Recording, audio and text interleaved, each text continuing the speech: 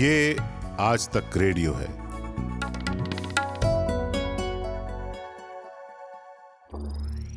ज्ञान ध्यान।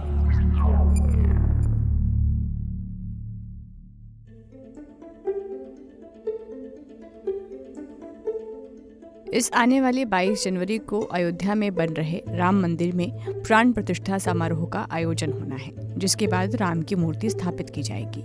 तैयारियां जोरों पर है। जब प्राण प्रतिष्ठा की तारीख 22 जनवरी जैसे ही सामने आई थी तो ये चर्चा शुरू हो गई थी कि कौन इस आयोजन में शामिल होगा और कौन नहीं। कांग्रेस ने कई दिनों से पूछे जा रहे सवाल का जवाब दिया और कहा कि बीजेपी राम मंदिर को राजनीतिक परियोजना बना रही है और कार्यक्रम में जाने से इनकार किया। इस बीच आपने शंकराचार्य का बार बार जिक्र सुना होगा, क्योंकि कांग्रेस के अलावा 2 शंकराचार्यों ने भी राम मंदिर प्राण प्रतिष्ठा कार्यक्रम में जाने से इनकार किया है।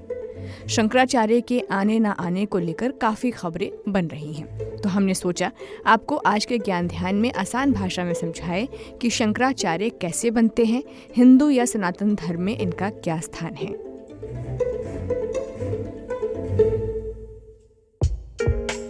नमस्कार, मैं हूं खुशबू कुमार और आप सुन रहे हैं ज्ञान ध्यान। मान्यताओं के मुताबिक शंकराचार्य हिंदू धर्म में सर्वोच्च धर्मगुरु का पद है। हिंदू धर्म में शंकराचार्यों को सम्मान और आस्था की नज़र से देखा जाता रहा है। भारत में शंकराचार्य पद की स्थापना आदि शंकराचार्य ने की थी। आदि शंकराचार्य को हिंदू धर्म की दार्शनिक व्याख्या के लिए भी जाना जाता रहा है। धर्म से जुड़े किसी विषय में शंका या विवाद होने की स्थिति में शंकराचार्य की बात आखिरी मानी जाती है। इसके अलावा अपने मठों के अंदर आने वाले सभी धार्मिक संस्थान भी शंकराचार्य की देखरेख में ऑपरेट करते हैं। आदि शंकराचार्य ने हिंदू धर्म के प्रचार प्रसार के लिए 4 मठों की स्थापना की थी। इन मठों का काम था धर्म का प्रचार प्रसार, और ये 4 मठ हैं। पहला है गोवर्धन मठ, जो उड़ीसा के पुरी में स्थापित है। गोवर्धन मठ के सन्यासियों के नाम के बाद आरण्य संप्रदाय नाम लगाया जाता है। वर्तमान में इस मठ के शंकराचार्य हैं निष्ठलानंद सरस्वती जी।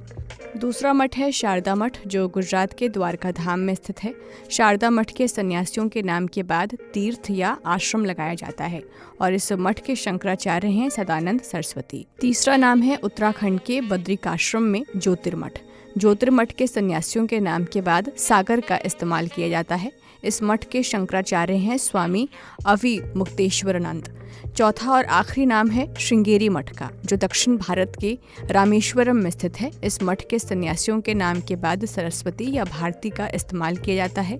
इस मठ के शंकराचार्य हैं जगत गुरु भारती तीर्थ। अब ये जान लेते हैं कि शंकराचार्य का जो पद है वो बना कैसे। जो पहले शंकराचार्य थे, जिन्हें आदि गुरु शंकराचार्य के नाम से जाना जाता है, उन्होंने सबसे पहले 4 मठों के पीठाधीश्वर नियुक्त किए थे।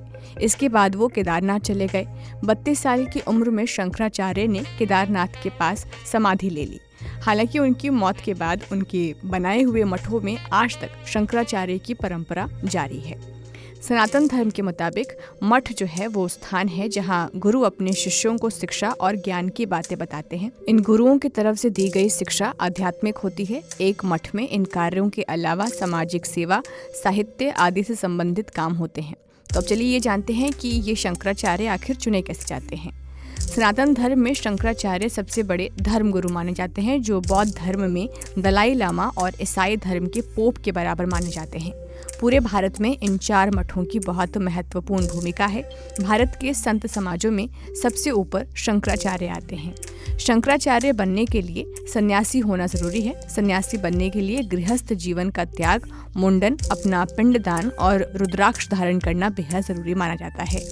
इसके अलावा ये भी माना जाता है कि शंकराचार्य के पद पर बैठे वाला व्यक्ति तन मन से पवित्र हो। उसके लिए जरूरी हो कि वो 4 वेद और 6 वेदांगों का ज्ञाता होना चाहिए। शंकराचार्य पदवी के लिए चुने जाने वाले व्यक्ति को शंकराचार्यों के प्रमुखों, आचार्य महामंडलेश्वरों, प्रतिष्ठित संतों की सभा की सहमति और काशी विद्वत परिषद की मुहर लेना जरूरी होता है। उसके बाद शंकराचार्य की पदवी मिलती है। तो ये था हमारा आज का ज्ञान ध्यान, जिसमें हमने आपको बताया कि शंकराचार्य का हमारे धर्म में किस तरह की अहमियत है, शंकराचार्य की भूमिका क्या होती है। आपको ये पॉडकास्ट कैसे लगा आप हमें बता सकते हैं radio@aajtak.com पर। आपसे अगले हफ्ते होगी ज्ञान ध्यान के पॉडकास्ट में मुलाकात। तब तक के लिए नमस्कार।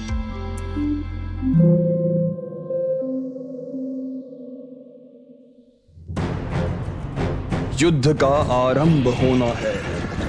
अन्याय के विरुद्ध न्याय की हुंकार उठेगी। दंड की सीमा का विस्तार होगा। हिरण्याक्ष, मैं वरा तुम्हारे प्राण हरने आया हूँ। यहाँ प्रायश्चित का अवसर भी मिलेगा। प्रभु, मुझसे भूल हो गई, मुझे क्षमा कर दीजिए। और सत्य असत्य की तुलना की जाएगी। तू क्षमा के लायक नहीं है दुष्ट। शंखनाद हो चुका है। देव और दानव युद्ध के मैदान में हैं। किंतु विजय किसकी होगी? युद्ध के लिए हमेशा क्या दानव ही जिम्मेदार होंगे या पहल देवताओं की भी होगी? पता चलेगा देव दानव टेल्स में। आज तक रेडियो पर जल्द आ रहा है।